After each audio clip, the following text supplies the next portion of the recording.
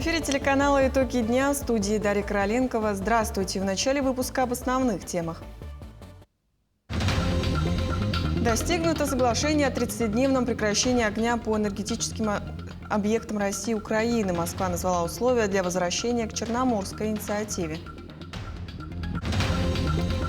Льготные авиабилеты онлайн станут еще доступнее. Минтранс продлевает эксперимент, чтобы сделать путешествия проще для миллионов россиян.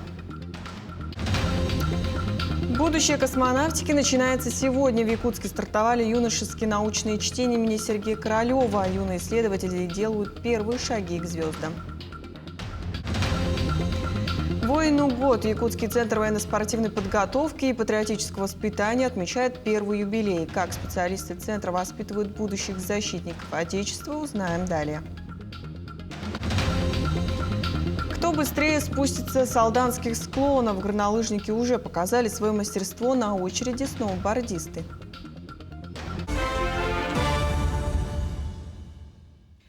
Черноморская инициатива начнет действовать после снятия санкций. Для этого необходимо отменить санкции против российских финансовых учреждений, участвующих в торговле продуктами питания.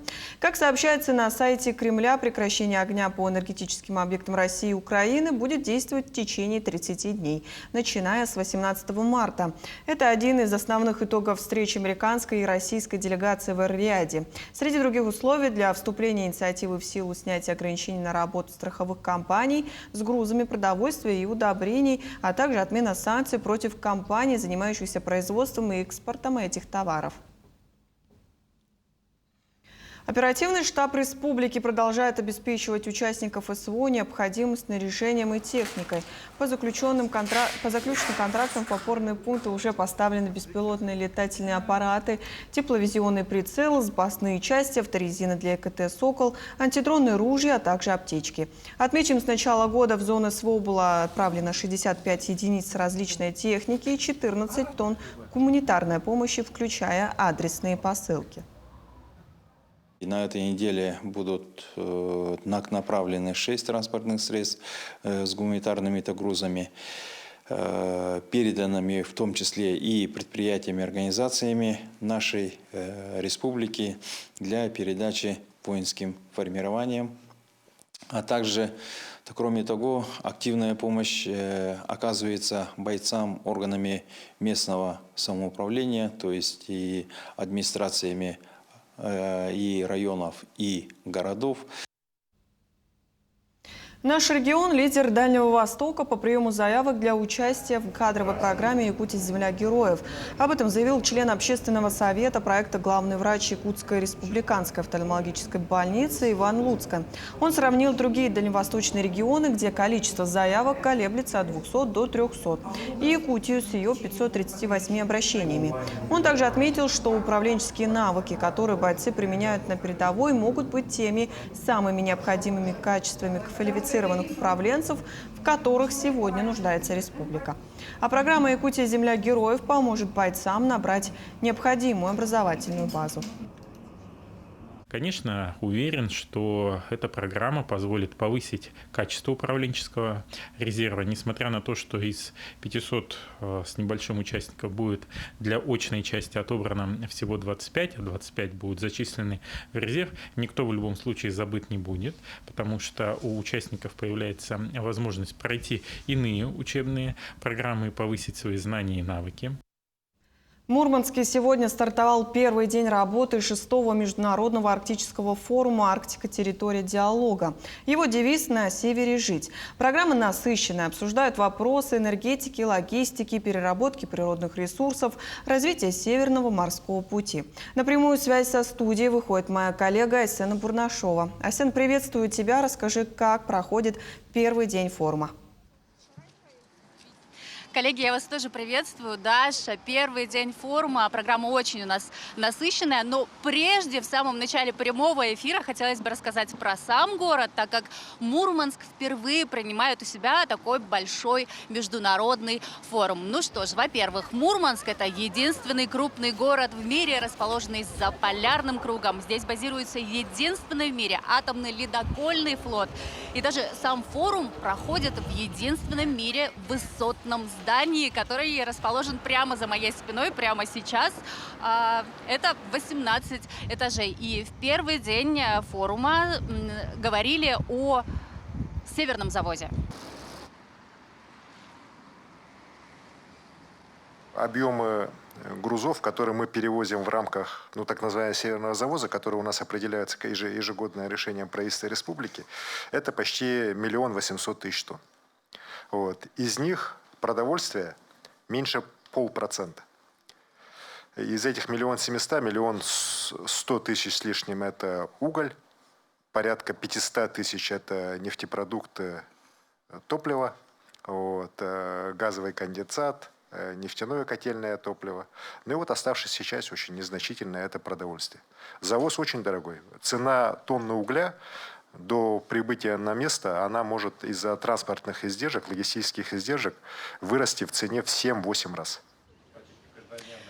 Закон о Северном завозе был подписан президентом страны в 2023 году, а с 1 апреля 2024 года заработал. И по прогнозам участников форума, в 2025 году Северный завоз может стать финансово сложным для регионов.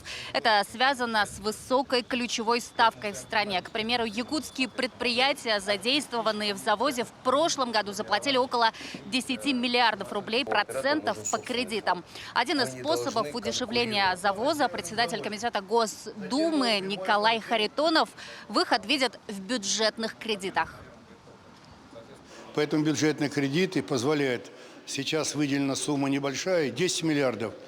Мы, наш комитет и вместе с Минвостокразвития, мы настаиваем, чтобы 30-40 миллиардов было. И тогда перевозчики будут спокойны, финансирование спокойно, гарантированно, никаких взлетов, падений не будет, и спокойно тогда будет договариваться о закупке того или иного товара. Поднялся большой ветер, вот она, непредсказуемая мурманская северная погода. Коллеги, сегодня только первый день работы форума, впереди еще около 20 крупных сессий. Мы побежали дальше освещать программу мероприятий форума. Обо всем подробнее будем рассказывать завтра в прямых эфирах. До встречи. Передаю вам слово. Спасибо, Айсена. Напомню, на прямой связи со студией была моя коллега Айсена Бурнашова. Мы продолжаем. Минтранс России предлагает продлить до ноября 2026 года эксперимент по онлайн-продаже льготных авиабилетов. Цель – упростить покупку субсидированных билетов для молодежи, пенсионеров, инвалидов, многодетных семей, а также жителей Дальнего Востока и Калининградской области. Продление эксперимента позволит увеличить число доступных льготных билетов, расширить географию полетов и число участвующих авиакомпаний. Предполагается, что система будет работать в режиме реального времени, проверяя право на льготу через цифровые платформы органов власти и фондов, а также через портал госуслуг. Сейчас покупка льготных билетов онлайн возможна, но иногда требуется личное подтверждение документов. Новый сервис должен полностью автоматизировать этот процесс. «Магнит» продолжает осваивать Дальний Восток. Якутия станет следующим регионом, где появится популярная торговая сеть. Открытие первых магазинов запланировано на 2026 год. Согласно соглашению, подписанному правительством республики и компанией «Магнит», в планах компании также реализация благотворительных программ для поддержки жителей Якутии. Спасибо большое. Для нас теперь. Через знание космосу в Якутске дан старт второму этапу 4-х открытых межрегиональных юношеских научных чтений имени Сергея Королева. На открытии участников поприветствовал почетный гость, известный космонавт и герой России Николай Чуб. Подробности в сюжете Тимура Колмогорова. На ежегодный конкурс было отправлено свыше 1000 научно-исследовательских работ на самые разные темы, связанные с космическими технологиями и изучением его просторов. Из них на второй этап были отобраны 300 лучших проектов. Королевские чтения – это хорошая возможность проявить себя в космосе, в IT-технологиях, потому что они дают такую вещь, которую невозможно описать простыми словами. Когда я только попал на первые ковалевские чтения, на первое открытие, я, честно сказать, удивился, потому что такого еще я никогда не видел. Когда собирается целый космонавт, собирается целая толпа людей, и все обсуждают только одну тему. Работа проходит по 9 секциям, затрагивающим разные области изучения космоса. От зондов и спутников, которые могут сделать снимок очага лесного пожара, до исследования состояния здоровья человека и изучения законов физики в космосе. Королевские чтения проходят уже не первый год. Мы наблюдаем их развитие, изучение, значит, разных сфер деятельности в сфере космонавтики, в том числе и с применением каких-то криминалистических методов работы. Это касается дистанционного зондирования Земли, то есть применения в расследовании преступлений снимков из космоса. Главной целью проведения научных чтений является выявление и поддержка юных талантов, а также знакомство детей с малых лет как с научной деятельностью, так и с космонавтикой и космическими технологиями в целом. Космические технологии сейчас занимают такое важное место и в повседневной деятельности, и в деятельности профессиональной ведомств, министерств, для того, чтобы сделать жизнь более безопасной и более, как сказать, обеспеченной. Да? Имена победителей, а также обладателей грантов станут известны 28 марта. Как отметили организаторы, значимой особенностью научных чтений имени Королева является то, что большинство представленных работ находят свое практическое применение в самых разных сферах жизни. Тимур Калмогоров, Георгий Григорьев, Якутск. Якутскому центру военно-спортивной подготовки и патриотического воспитания воин исполнился год. Знаменательное событие специалисты центра отмечают, не отрываясь от выполнения своих задач. В частности, патриотического воспитания молодежи. Тем продолжит Саргалана Неустроева. В эти дни в Якутии проходят муниципальные этапы игры «Зорница» среди школьников. И, разумеется, ни один подобный конкурс не обходится без участия инструкторов Центра «Воин». Они выступают не только экспертами, но и наставниками юных патриотов. Речь идет о курсантах Центра. У них есть определенный буст, как вы говорите, потому что они у нас обучаются. Они обучаются курсанты Центра «Воин», поэтому они уже знают все, что они... как оказывать первую помощь в боевых условиях и так далее. Поэтому я надеюсь, что они будут лучшими. Но пока инструкторы лишь надеются, капитан отряда вполне уверен, они одержат победу. За неделю до участия в игре ребята прошли соответствующие тренировки и даже установили собственный рекорд по оказанию тактической медицинской помощи. Результаты для первого раза, я думаю, отличные. Особенно у медиков. У них там 4 минуты рекорд был из 10. Но не забегая вперед, я скажу то, что я уверен в своей команде, и я желаю, чтобы мы выиграли. Для Артема занятия в центре всего лишь хобби. По призванию, как считает парень, он филолог. Тем не менее, навыки, приобретенные на занятиях с инструкторами, определенно полезны и в повседневной жизни. Взять, к примеру, оказание медицинской помощи. Но, как отмечает заместитель директора центра, их самой популярной образовательной программой оказались основы начальной военной подготовки. А также одно из перспективных направлений является программа «Время юных героев», которая реализуется в летних сменах в нашем лагере «Энергетик», а также в других лагерях мы внедряемся этой образовательной программой. Всего же за год работы филиал провел 127 мероприятий и обучил 1897 курсантов. Напомню, пока такие центры работают только в 21 регионе страны. Для детей это уникальная возможность не только занять внеурочное время, но и освоить навыки инженерной подготовки, пилотирования беспилотных летательных аппаратов и даже снайпинга. Саргалана Неустроева, Айлита Махно, Якутск.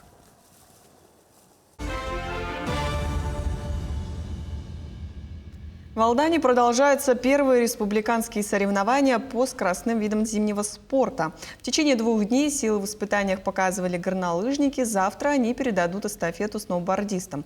На старт выходят спортсмены со всей Якутии. Удачи участникам соревнований пожелали и наши коллеги.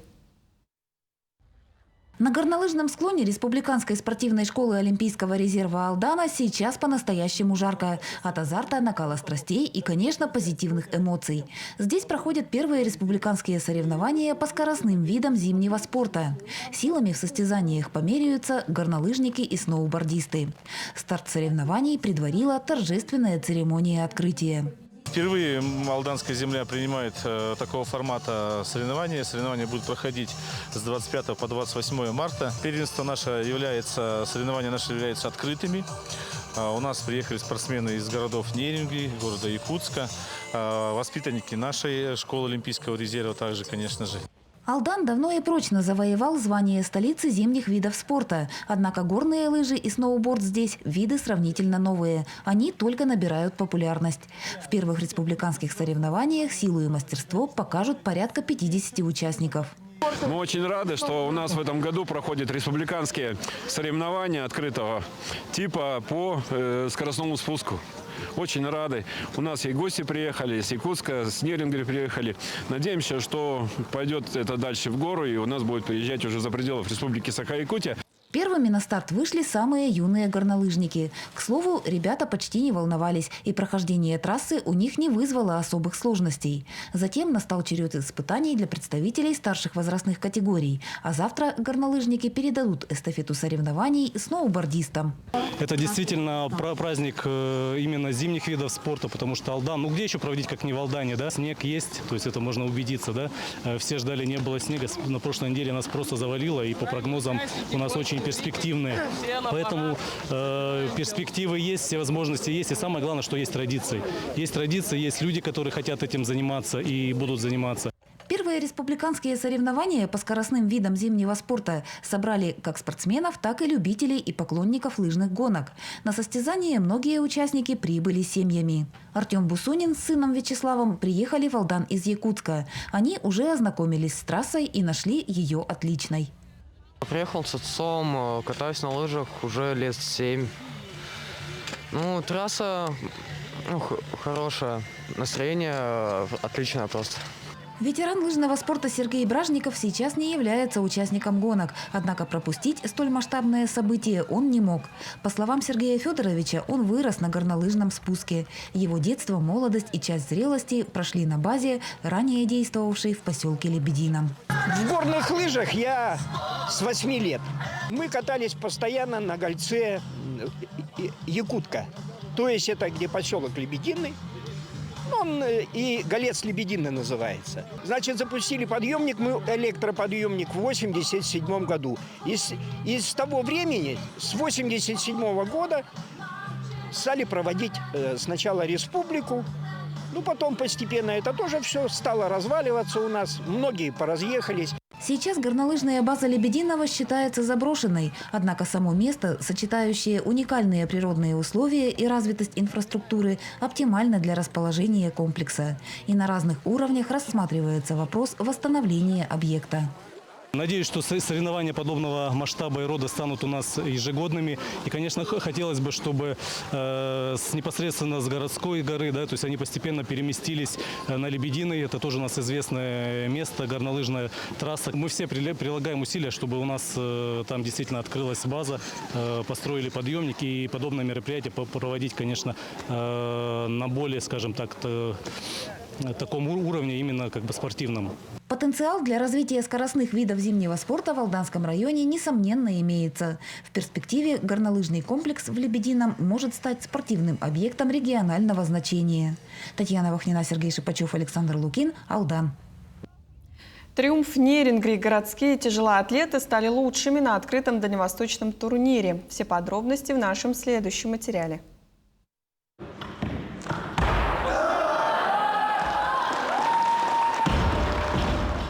Лучшие атлеты Дальнего Востока на одной спортивной арене. В этом году турнир по тяжелой атлетике проводится уже в 12-й раз.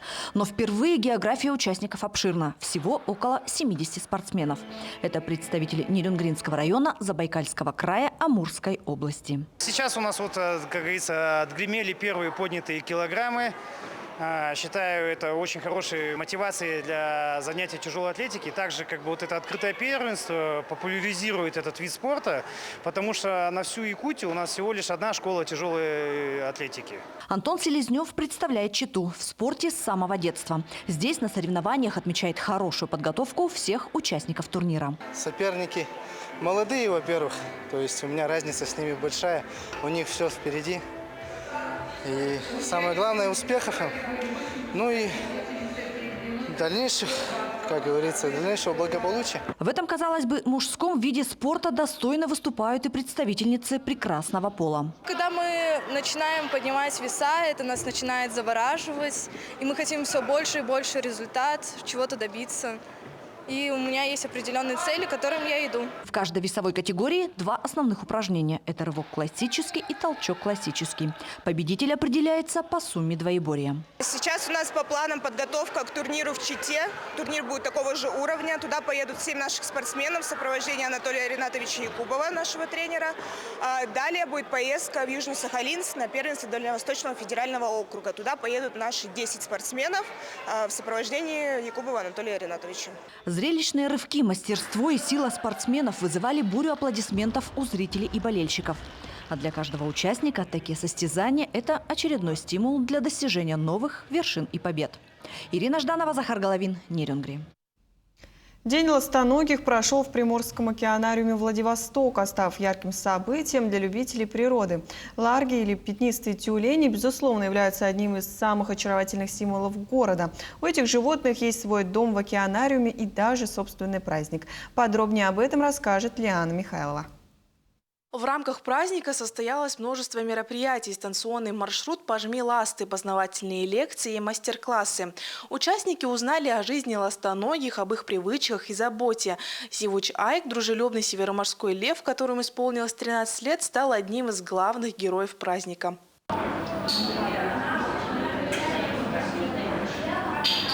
Так как вольер его ограничен, то тренера наши занимаются с ним, чтобы восполнить вот эту нехватку активности. А его любимое упражнение – это махание ластом, между прочим. Оно лучше всего у него получается и, видимо, еще его любимое.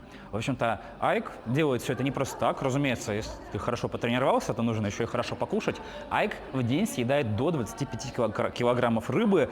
А его любимая рыба – это красная рыба и сельдь. Потому что жирная рыба, в принципе, такая же, какой они питаются и в природе. Самые юные посетители с удовольствием участвовали в рукодельном мастер-классе, где изготавливались брелки-помпоны в виде детенышей тюленей-бельков. Завершился день розыгрышем эксклюзивных экскурсий на базу исследования морских млекопитающих, в котором приняли участие более 70 человек.